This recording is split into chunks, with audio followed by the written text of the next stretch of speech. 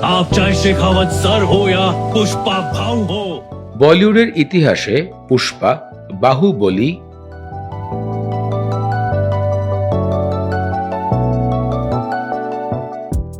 এবং দুরান্দার তিনটি সিনেমাকে নিয়ে দর্শকদের ভিতরে নানা ধরনের প্রশ্নের জল্পনা কল্পনা সবসময় রয়ে গেছে। কারণ কিছুদিন যাবৎ দুরান্দারের দুটি পর্বই দর্শকদেরকে বেশ সাড়া ফেলেছে। এখন কথা, বাহুবলী এবং পুষ্পাকে বক্স অফিসে হারিয়ে দিল কত টাকার ব্যবধানে দুরান্দারের দুটি সিরিজ, তাই নিয়ে আজকের ভিডিওতে ইন্টারন্যাশনাল সূত্রগুলোর থেকে তথ্য দেওয়ার চেষ্টা করা হচ্ছে।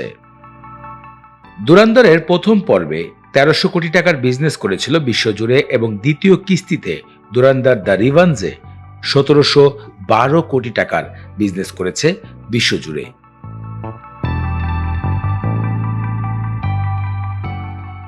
এর ফলে টোটাল অঙ্কে ৩,০১৯ কোটি টাকার ভারতীয় রুপিতে বিজনেস করেছে দুরান্দারের দুটি পর্ব।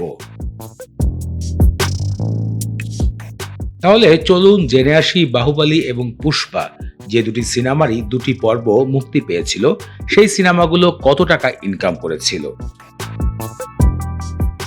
প্রথমে আসে বাহুবলীর কথা। দুটি পর্ব নিয়ে বিশ্বজুড়ে প্রায় ২৪০০ কোটি টাকার বিজনেস করেছিল। আর পুষ্পার দুটি পর্ব সব মিলিয়ে ২,০৯২ কোটি টাকার বিজনেস করতে পেরেছিল বক্স অফিসে। এই যাত্রায় দেখা যায় পুষ্পা এবং বাহুবলীর মতন দুটি সিনেমা দুটি পর্ব দিয়ে প্রায় দুরন্দার ২-এর কাছে ১,০০০ কোটি রুপির বিজনেসে পিছিয়ে রয়েছে, যা হয়তো চারটিখানি কথা নয়। বর্তমানে সোশ্যাল মিডিয়া ঘাটলে এখন যেন দুরান্দার সিনেমা বলিউডের ইতিহাসে সর্বকালের শ্রেষ্ঠ সিনেমার খেতাব লাভ করেছে।